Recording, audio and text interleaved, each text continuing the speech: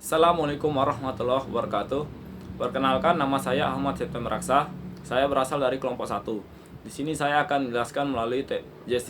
menjelaskan mengenai teori psikoanalisis menurut Sigmund Freud dan Erik Erikson. Pada video kali ini, saya akan menjelaskan 4 materi pokok. Yang pertama yaitu teori psikoanalisis Freud, yang kedua yaitu penjelasannya, yang ketiga yaitu teori psikoanalisis Erikson, dan yang keempat yaitu penjabarannya. Yang pertama, apa kita ketahui tentang psikoanalisis? Psikoanalisis merupakan teori yang mengasumsikan bahwa kepribadian berkembang ketika terjadi konflik-konflik dari aspek psikologis tersebut, yang umumnya terjadi selama masa kanak-kanak dini. Teori psikoanalisis Sigmund Freud. Sigmund Freud merupakan pelopor teori psikodinamika. Teori yang dikemukakan Freud berfokus pada masalah alam bawah sadar sebagai salah satu aspek kepribadian seseorang. Menurutnya, psikoanalisis merupakan suatu jenis terapi yang bertujuan untuk mengobati seseorang yang mengalami penyimpangan mental dan saraf.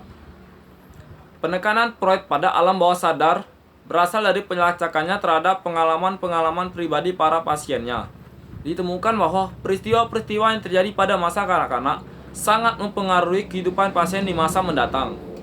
Freud yakin kepribadian manusia memiliki 3 struktur penting, yaitu ID, ego, dan superego. Apa itu ID, ego, dan superego? ID merupakan struktur kepribadian yang asli, yang berisi segala sesuatu secara psikologis telah ada sejak lahir, termasuk insting-insting. Apa itu ego? Ego merupakan struktur kepribadian yang berurusan dengan tuntutan realistis. Ego disebut sebagai badan pelaksana kepribadian karena ego membuat keputusan-keputusan rasional. Dan apa itu superego? Superego merupakan struktur kepribadian yang merupakan badan moral kepribadian. Perhatian utamanya adalah memutuskan apakah sesuatu itu terjadi secara benar atau terjadi secara salah, sehingga ia dapat bertindak sesuai dengan norma-norma yang berlaku pada masyarakat. Saya di sini akan menjelaskan terkait ID terlebih dahulu. ID merupakan aspek biologis dan merupakan sistem original dalam kepribadian, dan aspek ini tumbuh dari kedua aspek lain.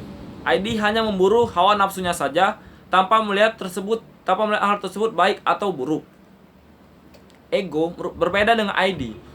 Ego adalah sistem kepribadian yang bertindak sebagai pengarah individu kepada objek dari kenyataan dan menjalankan fungsinya berdasarkan prinsip kenyataan. Superego adalah sistem kepribadian yang berisikan nilai-nilai dan aturan-aturan yang sifatnya evaluatif. Ia bertindak sebagai pengarah atau hakim bagi egonya. Di sini saya akan menjelaskan mengenai 3 mekanisme pertahanan ego. Yang pertama yaitu termasuk dalam teori psikoanalisis Freud. Timbulnya mekanisme ini terjadi karena adanya kecemasan yang dirasakan individu. Maka mekanisme ini terkait dengan kecemasan individu. Yang kedua yaitu mekanisme ini tidak selalu patologis dan bisa memiliki nilai penyesuaian jika tidak menjadi suatu gaya hidup untuk menghindari kenyataan. Dan yang terakhir, sebenarnya ada bermacam bentuk mekanisme pertahanan ego. Namun, penelitinya hanya mengambil 9 macam saja, yaitu represi, sublimasi, proyeksi, displacement, rasionalisasi, pembentukan reaksi, melakonkan, nomadisme, dan simpatisme.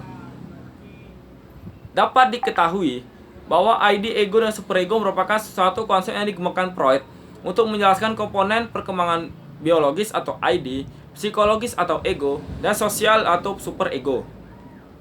Selanjutnya itu teori psikoanalisis Erikson. Maksud teori psikososial Erikson, perkembangan manusia dibedakan berdasarkan kualitas ego pada 8 tahap pertemuan. 4 tahap pertama terjadi pada masa bayi dan masa kanak-kanak. Tahap kelima pada masa adolescence, dan 3 tahap terakhir pada masa dewasa dan usia tua. Apa saja 8 itu? Yang pertama yaitu trust versus mistrust, yang kedua yaitu autonomy versus semi-adopt, yang ketiga yaitu initiative versus guilt, yang keempat yaitu industry versus inferiority, yang kelima yaitu identity versus identity confusion, yang keenam yaitu intimacy dan versus isolation, yang ketujuh yaitu generativity versus stagnation, yang terakhir yaitu integrity versus despair. Apa itu yang pertama? trust versus mistrust. Pada tahap ini, bayi mengalami proses antara konflik percaya dan tidak percaya. Rasa percaya menuntut perasaan nyaman secara fisik. Pada saat itu, hubungan bayi dan ibu menjadi lebih sangat penting. Yang kedua yaitu autonomy versus Simon Dove. Berlangsung pada akhir masa bayi, masa mulai berjalan. Setelah memperoleh kepercayaan, bayi mulai menemukan perilaku bahwa milik mereka sendiri. Yang ketiga yaitu initiative versus guilt. Berlangsung pada tahun-tahun prasekolah. Anak terlihat sangat aktif, suka berlari, berkelahi, memanjat, dan suka menantang lingkungannya. Dengan menggunakan bahasa fantasi dan permainan hayalan, dia memperoleh perasaan harga diri. Yang keempat yaitu industry versus inferiority. Berlangsung kira-kira pada saat SD atau sekolah dasar. Anak mulai memasuki dunia baru, yaitu sekolah dengan segala aturan dan tujuan. Yang kelima yaitu identity versus identity confusion. Tahap yang berlangsung pada masa remaja. Pada tahap ini, anak dihadapkan dengan pencarian jati diri. Ia mulai merasakan sesuatu tentang identitasnya, bahwa ia adalah individu yang unik. Yang keenam yaitu intimacy versus isolation. Tahap ini berlangsung pada tahun-tahun awal masa dewasa. Tahun perkembangan induk pada masa ini adalah membentuk relasi intim dengan orang lain. Yang ketujuh yaitu generativity versus stagnation. Tahap yang dialami individu selama pertengahan masa dewasa. Ciri utama tahap ini adalah perhatian terhadap apa yang dihasilkan, serta pembentukan dan garis-garis pedoman untuk generasi mendatang. Yang terakhir yaitu integrity versus despair. Tahap ini berlangsung pada masa akhir dewasa. Integritas terjadi pada tahun-tahun terakhir kehidupannya, menoleh ke belakang dan mengevaluasi apa yang telah dilakukan pada hidupnya selama ini. Sedangkan menurut Erikson, ego itu lebih berdominasi daripada ID dan superego yang dijelaskan oleh Freud. Namun di sini Erikson sangat menghormati pendapat Freud. Dan menurutnya, ego berkembang melalui respon terhadap kekuatan dalam dan kekuatan sosial. Ego bersifat adaptif, kreatif, dan berjuang aktif atau otonomi. Dan yang terakhir yaitu peranan teori psikoanalisis dalam peranan pendidikan. Terdapat 3 hal. Yang pertama yaitu dalam pendidikan, konsep kecemasan pada tiap individu dapat diolah dan dikembangkan oleh pengajar atau konselor demi kebaikan peserta didik.